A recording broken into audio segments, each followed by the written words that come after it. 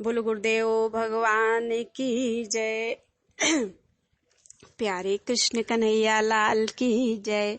सुख सागर 10वां स्कंध 56वां अध्याय। श्री कृष्ण जी का जाम्बवती व सत्यभामा से विवाह करना। सुखदेव जी ने कहा, हे परीक्षित, जिन दिनों प्रद्युम्न संबरासुर के यहाँ था, उन्हीं दिनों सत्राजित यादव ने पहले श्री कृष्ण जी को मणि की झूठी चोरी लगाई। पीछे से लज्जित होकर अपनी कन्याओं ने विवाह दी। यह सुनकर परीक्षित ने विनय किया, हे कृपानिदान, सत्राजित ने वह मणि कहाँ से पाकर किस तरह श्याम सुंदर को उसकी चोरी लगाई और फिर क्यों कर अपनी कन्याओं ने विवाह दी।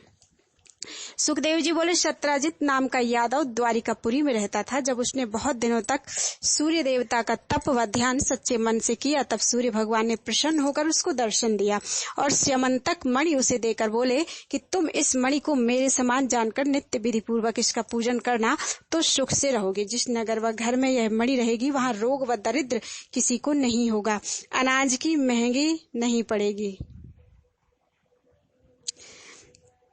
जो कोई सच्चे मन से इसकी पूजा करेगा, उसके घर रिद्धि सिद्धि बनी रहेगी। ऐसे कहकर सूर्य देवता अंतर्धान हो गए।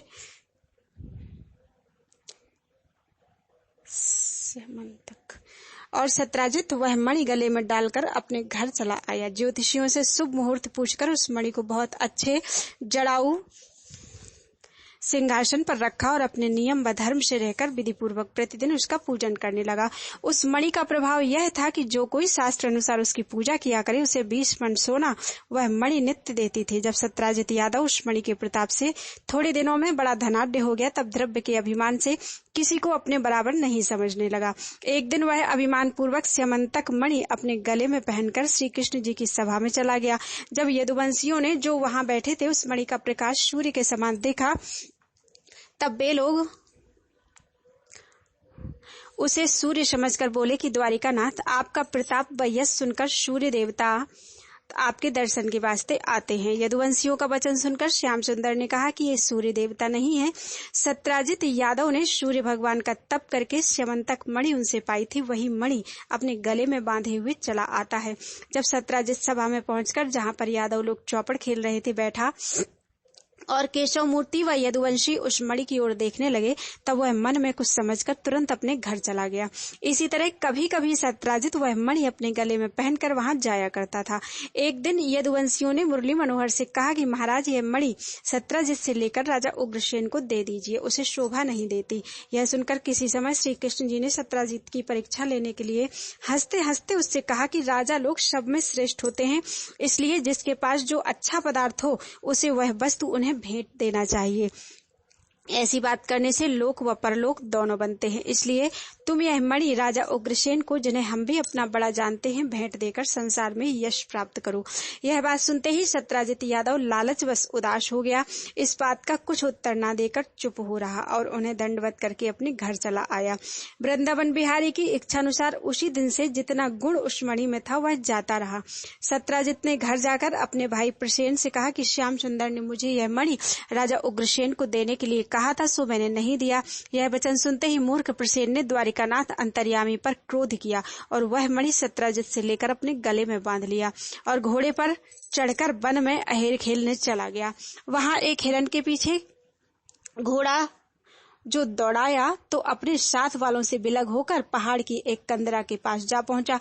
वहां एक शेर रहता था। शेर ने घोड़े की टाप सुनी तो वह बाहर निकलकर प्रसेन को घोड़े व हिरण समेत मार डाला।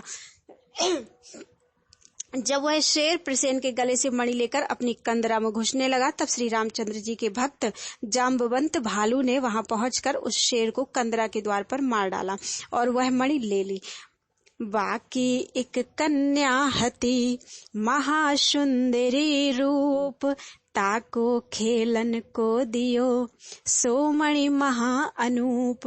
उस मणि के प्रकाश से जाम्बवान का स्थान जो अंधियारी कंदरा में था, 8 पहर दिन के समान उजियाला रहने लगा।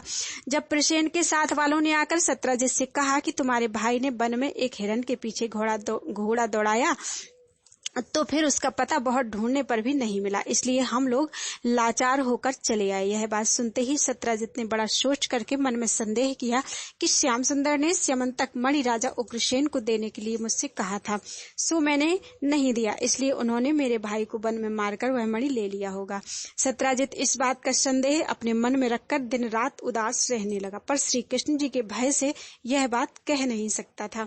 एक दिन रात्रि को सैया पर सत्यजित की स्त्री ने उसे उदास देखकर पूछा, कहा कंत मन सोचत भारी, मुझसे भेद बताओ सारी। यह बात सुनकर सत्यजित ने कहा कि हे प्राण प्यारी, स्त्री के पेट में कोई बात नहीं पचती, वह अपने घर का सब हाल दूसरे से कह देती है, अपना भला बुरा नहीं समझती, इसलिए अपने मन का भेद जिस बात में खटकता हो स्त्री से कहना नहीं चाहिए। यह वचन सुनते ही वह झुंझलाकर बोली कि मैंने कौन सी बात तुम्हारी सुनकर बाहर कह दी थी जो ऐसा कहते हो? क्या सब स्त्रियां एक तरह की होती हैं? जब तक तुम अपने मन का हाल मुझसे नहीं बतलाओगे तब तक मैं अन्न जल ग्रहण नहीं करूंगी। यह बात सुनकर सत्यजित ने लाचारी से कहा कि झूठ सच का हाल तो परमेश्वर जाने, पर मेरे मन में एक बात का संदेह है, सो तुझसे कहता हूँ, तू किसी के सामने इस बात की चर्चा मत कीजियो। जब उसने कहा कि बहुत अच्छा, किसी से नहीं कहूंगी, तब सत्यजित बोला कि एक दिन श्याम सुंदर ने मुझसे स्यमंतक मणि राजा उग्रसेन को देने के लिए कहा था, सो मैंने नहीं दिया, इसलिए मुझे ऐसा मालूम होता है कि उन्होंने प्रसेन को वन में मारकर वह मणि ले लिया होगा। दूसरे की सामर्थ्य नहीं है जो मेरे भाई को मार सकता। सत्यजित तो यह बात अपनी स्त्री से कहकर सो गया, पर उसकी स्त्री रात भर सोच विचार में जागती रही। जब प्रातः समय उठी तब उसने अपनी सखी व दासियों से कहा कि श्री कृष्ण जी ने प्रसेन को मारकर स्यमंतक मणि ले लिया है। यह बात रात को मेरे स्वामी ने मुझसे कही थी, परंतु तुम लोग किसी के सामने यह चर्चा मत करना। हे राजन, स्त्रियों के पेट में कोई बात नहीं पचती। जब यह चर्चा होते होते फैल गई तब श्याम सुंदर के महल में किसी स्त्री ने जाकर कहा कि ऐसी बात सत्यजित की स्त्री कहती थी। जब यह झूठा कलंक सुनकर मुरली मनोहर की स्त्रियां आपस में यह सोच करने लगी, तब उनमें किसी ने वृंदावन बिहारी से कहा कि महाराज, आपको सत्यजित प्रसेन के मारने व स्यमंतक मणि लेने का कलंक लगाते हैं। चहु दिस फैली बात यह, जानत राजा रंक, सो उपाय अब कीजिए, जामे मिटे कलंक। श्याम सुंदर यह झूठा कलंक सुनकर पहले तो अपने मन में उदास हो गए, फिर कुछ सोच विचार कर राजा उग्रसेन के पास, जहाँ वसुदेव व बलराम आदि अनेक यदुवंशी बैठे थे, जाकर कहा कि महाराज, सब लोग यह झूठा कलंक लगाते हैं कि कृष्ण ने प्रसेन को वन में मारकर स्यमंतक मणि ले लिया है। आप आज्ञा दीजिए तो मैं प्रसेन व उस मणि का पता लगाकर अपना कलंक छुड़ाऊं। जब उग्रसेन यह बात सुनकर कुछ नहीं बोले, तब श्याम सुंदर 10-15 यादव वंशी व प्रसेन के सेवकों को, जो अहेर खेलते समय उनके संग थे, अपने साथ लेकर उसे ढूंढने निकले। जहां प्रसेन ने हिरणी के पीछे घोड़ा दौड़ाया था, वहां घोड़े के पैर का चिन्ह देखते हुए चले। जहां प्रसेन व घोड़े की लोथ पड़ी थी, वहां जब पहुंचे तो शेर के पांव का चिन्ह देखकर मालूम किया कि शेर ने उसको मार डाला, पर उस मणि का पता वहां नहीं मिला। इसलिए मोहन प्यारे यदुवंशियों समेत शेर के पैर का चिन्ह देखते हुए जब उस कंदरा के द्वार पर जहां जामवंत रहता था पहुंचे, तब वहां क्या देखा, शेर मरा हुआ पड़ा है, पर मणि वहां भी दिखलाई नहीं दी।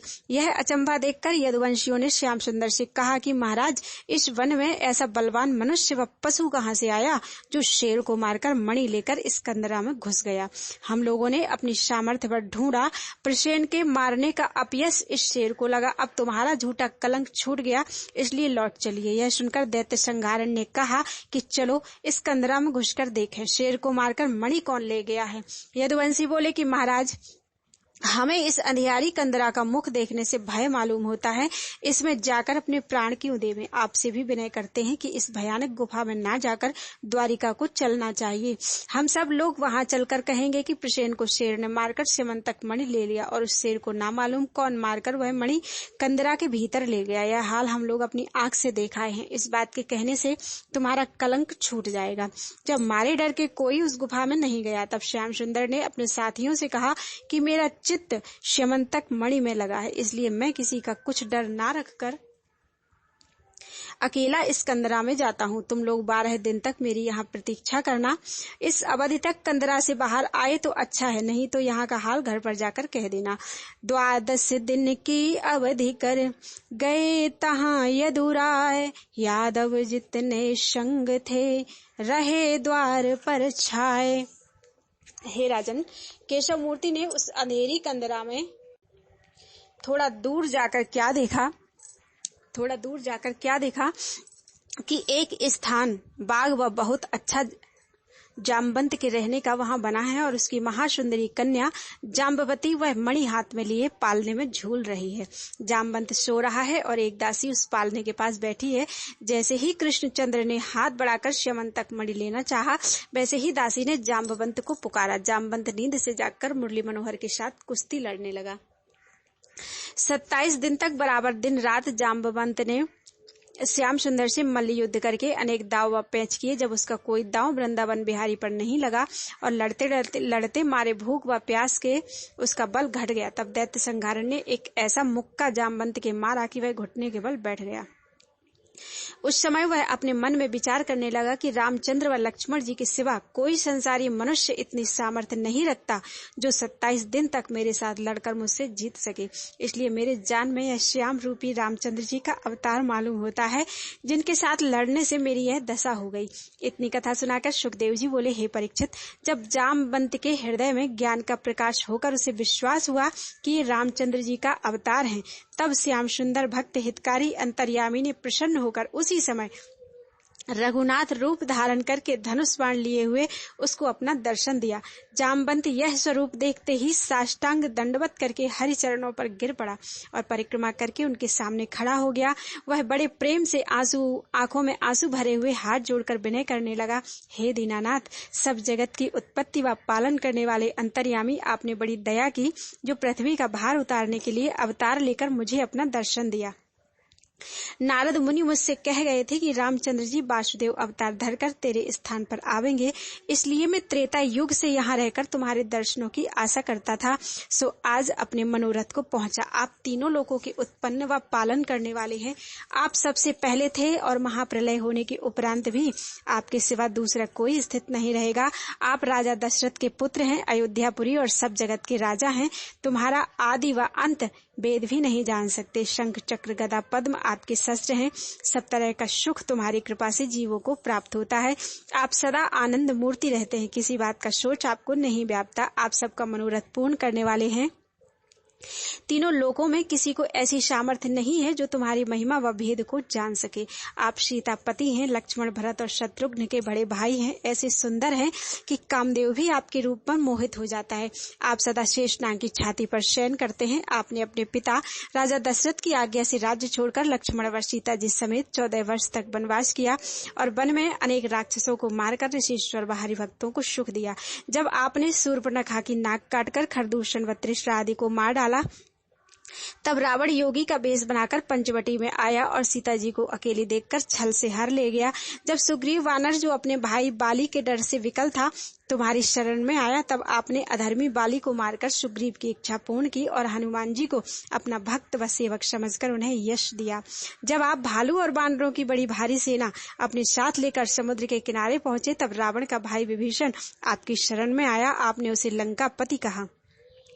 जब समुद्र अज्ञान व अभिमान के कारण आपके पास नहीं आया, तब आपके क्रोध करने से समुद्र का पानी सूखने लगा और जल के सब जीव व्याकुल हो गए। यह दशा देखते ही समुद्र विनय पूर्वक आकर आपके चरणों पर गिर पड़ा और अपना अपराध क्षमा कराने के लिए हाथ जोड़कर बोला, महाराज, आपने दर्शन देकर मुझे कृतार्थ किया।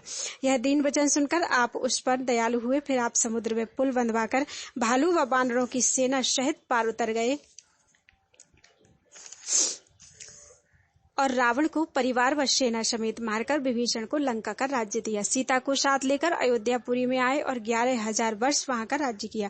उन दिनों त्रेता युग था। तब से आज मैं तुम्हारा दर्शन पाकर, जो ब्रह्मादिक देवताओं को जल्दी ध्यान में नहीं मिलता, अपने बराबर किसी दूसरे का भाग्य नहीं समझता। हे दीनानाथ, जिस तरह आप दया करके अपने चरण यहाँ ले आए, उसी तरह दयालु होकर आने का कारण बताइए। यह वचन सुनकर श्याम सुंदर ने कहा, हे जामवंत, हम तेरी स्तुति सुनने से बहुत प्रसन्न हुए। जो मणि तेरी कन्या हाथ में लिए खेलती है, इसी मणि की चोरी मुझे सत्यजित यादव ने लगाई, इसलिए मैं अपना कलंक छुड़ाने के लिए यह मणि लेने आया हूँ। यह मुझे दे दो। यह वचन सुनते ही जामवंत ने मनसा वाचा कर्मणा प्रसन्न होकर विनय किया, हे महाप्रभु, मेरे यहाँ एक श्यमंतक और दूसरी जाम्बवती कन्या 2 मणि हैं। यह दोनों तुम्हारी भेंट करता हूँ। आप दया करके अंगीकार कीजिए जिसमें मेरा उद्धार हो। यह सुनकर केशव मूर्ति बोले, बहुत अच्छा, मैंने तेरा कहना माना। जैसे यह वचन जामवंत ने सुना वैसे हर्षपूर्वक अपनी कन्या श्री कृष्ण जी को ब्याह कर वह मणि दहेज में दे दिया। इतनी कथा सुनाकर सुखदेव जी बोले, हे परीक्षित, इधर तो मोहन प्यारे 27वें दिन जामवंत से विदा होकर श्यमंतक मणि व जाम्बवती को साथ लिए अपने घर चले। उधर यदुवंशी 24 दिन तक उनकी आशा देखकर निराश होकर वहां से रोते पीटते द्वारिका में आए। जब राजा उग्रसेन व वसुदेव जी आदि द्वारिका वासियों ने यह हाल सुना तब सब छोटे बड़े स्त्री व पुरुष अन्न जल छोड़कर अति विलाप करने लगे। सब लोगों ने सत्यजित को गालियां देकर अनेक दुर्वचन कहे और बहुत लोगों ने सत्यजित को मारना चाहा, पर बलराम जी ने उन्हें मारने से बरजकर समझाया कि तुम लोग कुछ चिंता मत करो। दैत्य संघारण श्यमंतक मणि लिए हुए आते हैं। तीनों लोकों में कोई ऐसा नहीं है जो उनको मार सके। जब उनके समझाने पर भी किसी को धैर्य नहीं हुआ तब रुक्मिणी आदि सब स्त्रियां रोते रोते घबराकर अपने महल से बाहर निकली और इकट्ठी होकर द्वारिका वासियों समेत मोहिनी मूर्ति को ढूंढने चली। माखन प्रभु बलबीर बिनु धरे नहीं मन धीर, सब मिलकर खोजन चली व्याकुल महाशरीर। हे राजन, नगर के बाहर जो देवस्थान उन्हें दिखलाई देता था वहां मानता मानकर आगे चली जाती थी। जब नगर से एक कोष बाहर देवी के मंदिर पर पहुंची तब विधि पूर्वक पूजा करने के उपरांत हाथ जोड़कर बोली, हे अंबिका माता, तुम सबकी इच्छा पूर्ण करती हो, इसलिए हम लोग तुमसे यह वरदान मांगती हैं कि हमारे प्राणनाथ जल्दी दर्शन देकर हम लोगों का दुख हरें। जिस समय द्वारिकानाथ की स्त्रियां देवी जी से यह वरदान मांग रही थीं और राजा उग्रसेन यदुवंशियों समेत अपनी सभा में बैठे हुए सोच कर रहे थे, उसी समय मुरली मनोहर श्यमंतक मणि व जाम्बवती को अपने साथ लिए हंसते हुए राजा उग्रसेन की सभा में जाकर खड़े हो गए। उनका चंद्रमुख देखते ही वसुदेव आदि ने अति प्रसन्न होकर बहुत द्रव्याधिक उनके हाथ से दान व दक्षिणा दिलवाया और यह समाचार सुनकर रुक्मिणी आदि स्त्रियां बड़े हर्ष से गाती बजाती अपने मंदिर में आईं। एक यदुवंशी ने हंसी में मोहन प्यारे से कहा, मणि कारण कछु नहीं गए, जामवंत के धाम ब्याह करन पहुँचे वहां, माखन प्रभु घन श्याम। केशव मूर्ति ने यह बात सुनकर हंस दिया। उसी समय सत्यजित को बुला भेजा और श्यमंतक मणि उसे देकर कहा कि तुमने हमको मणि लेने और प्रसेन को मारने का झूठा कलंक लगाया था। तुम्हारे भाई को शेर ने मारकर मणि ले लिया और उस शेर को जामवंत भालू मारकर मणि ले गया था। जामवंत ने अपनी बेटी मुझे ब्याह कर यह मणि दहेज में दिया है, सो अपनी मणि तुम लो। जब सत्यजित ने वह मणि देखकर सब हाल सुना तब अति लज्जित हो गया। उस समय तो वह श्याम सुंदर की आज्ञा अनुसार मणि लेकर अपने घर चला आया, पर मन में बहुत उदास होकर कहने लगा कि देखो, मैंने बड़ा पाप किया जो झूठा कलंक बैकुंठ नाथ को लगाया। अब मुझे उचित है कि अपनी कन्या सत्यभामा उन्हें ब्याह कर यह मणि दहेज में दे डालूं तो मेरा अपराध छूट जावे।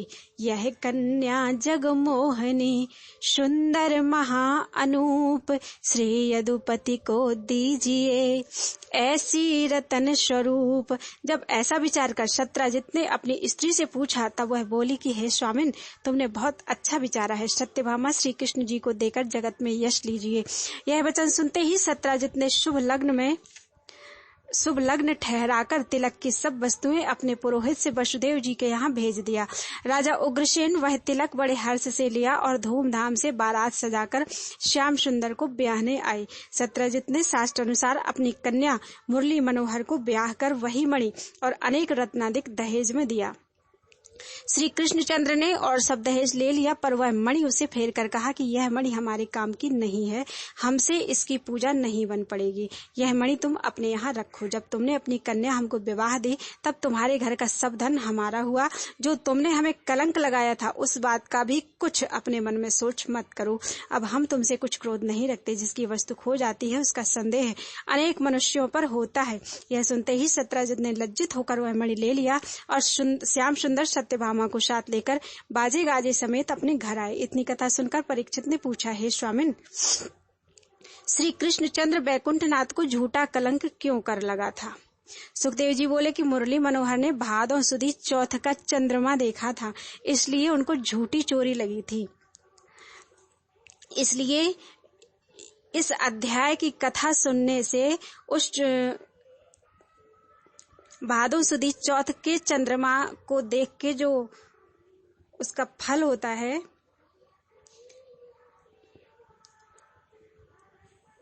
उससे यह कथा सुनने से वो कलंक नहीं लगता। इसमें लिखा नहीं है, मैं ऐसे ही बता रही हूँ, इसमें लिखा है लेकिन दोहे के रूप में लिखा है। भादो शुक्ला चौथ को चंद्र निहारे जोय, यह प्रसंग श्रवणन सुने तो कलंक नहीं होए। भादो शुक्ला चौथ के चंद्रमा को जो देख लेता है, उसको यह प्रसंग सुनने से कलंक नहीं लगता। बोलो वृंदावन बिहारी लाल की जय। 57वां अध्याय, सत्रजित व शतधन्वा का मारा जाना। सुखदेव जी ने कहा, हे परीक्षित, जिस तरह शतधन्वा यादव ने शतरजित को मारकर उसकी स्यमंतक मणि ले लिया और मुरली मनोहर के भय से द्वारिका छोड़कर भागा था, वह हाल कहते हैं सुनो।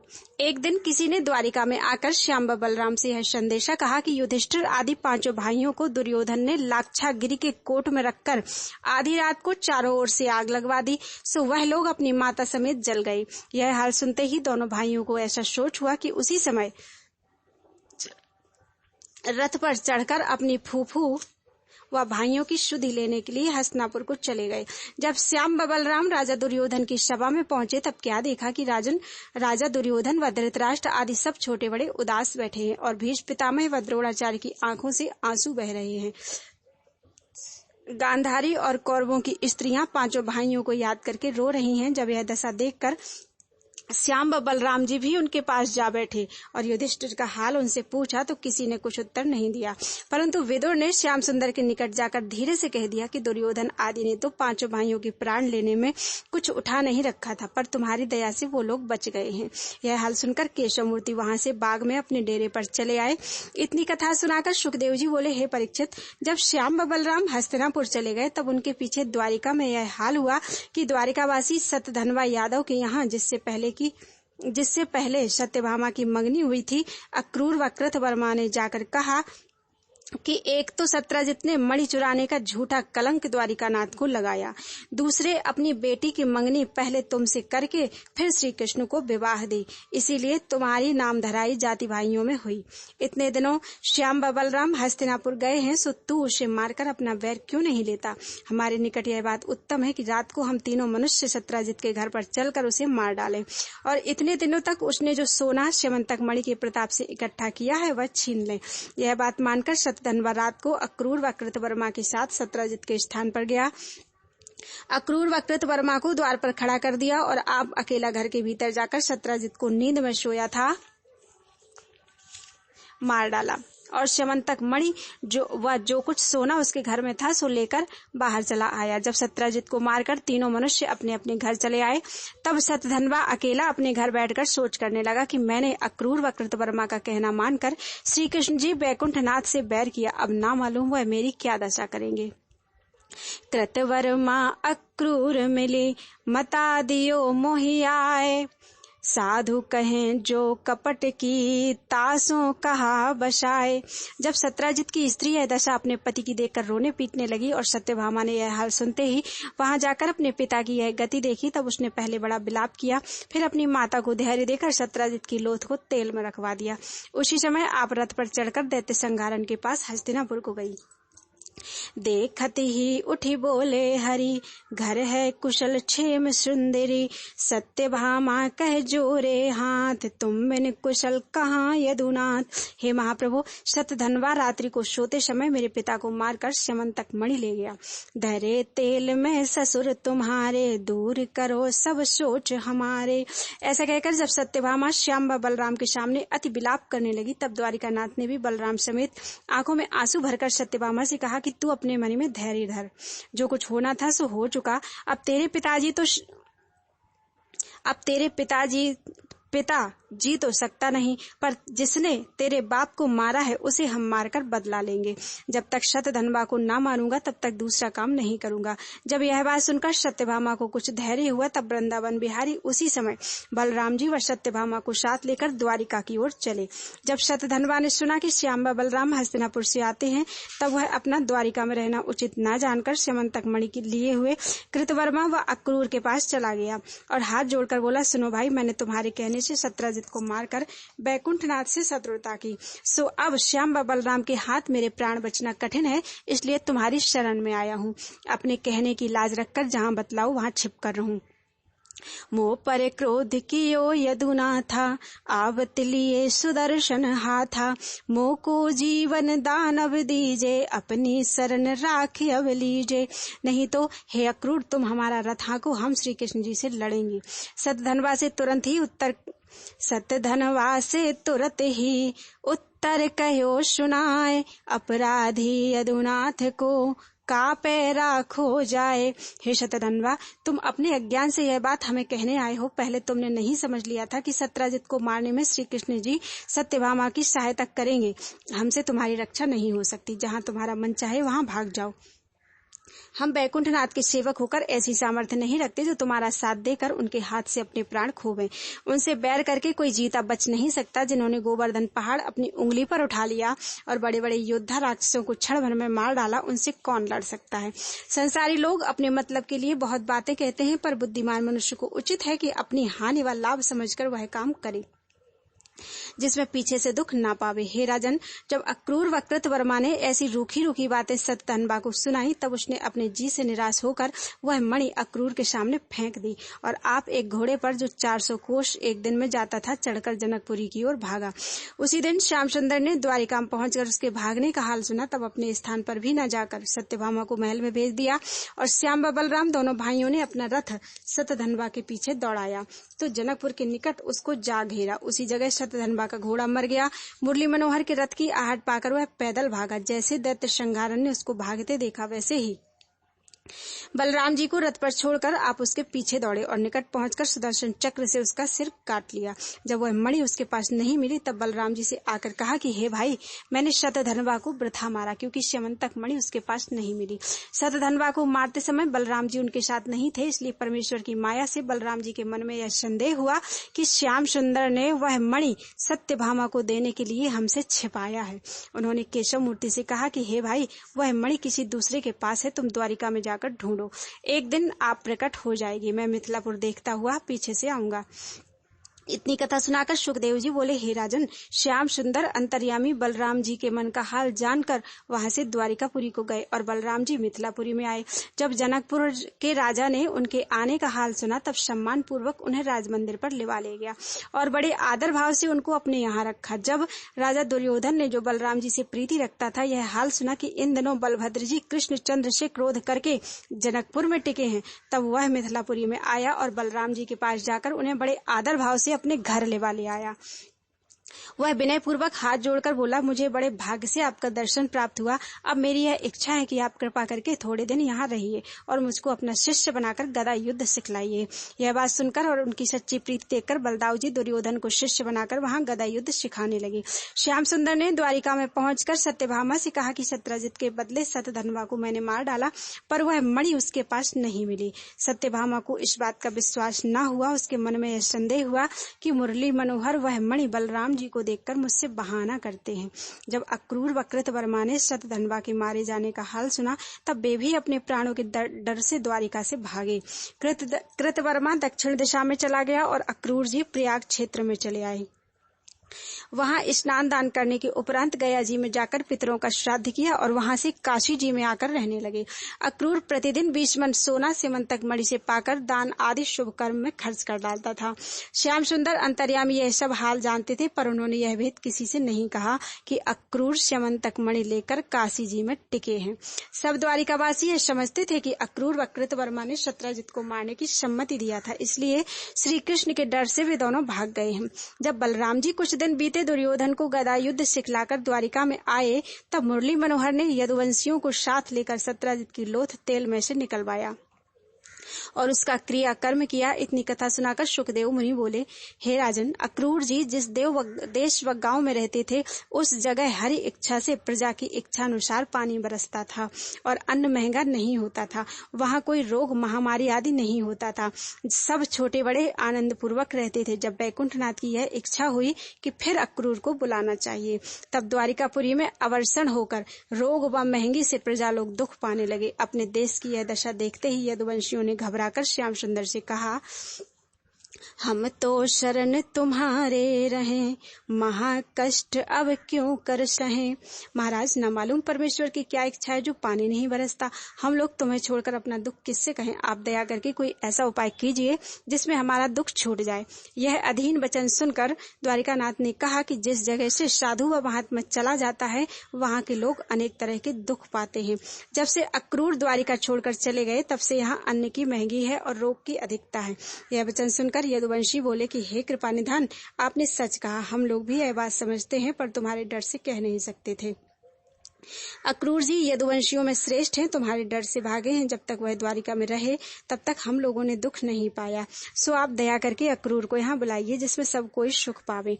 यह बात सुनकर श्री कृष्ण जी ने कहा कि बहुत अच्छा, तुम लोग अक्रूर को ढूंढकर सम्मान पूर्वक यहाँ लेवा ले आओ। यह वचन सुनते ही 5 साधु यदुवंशी मिलकर अक्रूर को ढूंढने निकले। जब काशी में पहुंचकर उनका पता पाया, तब उनके पास जाकर विनय किया कि हे अक्रूर जी, तुम्हारे बिना द्वारिका वासियों ने बड़ा दुख पाया। मुरली मनोहर के रहने पर भी वहां अवर्षण होकर अकाल पड़ा। इसलिए श्याम सुंदर ने तुमसे कहा है कि तुम मेरी भक्ति रखते हो तो निसंदेह चले आओ।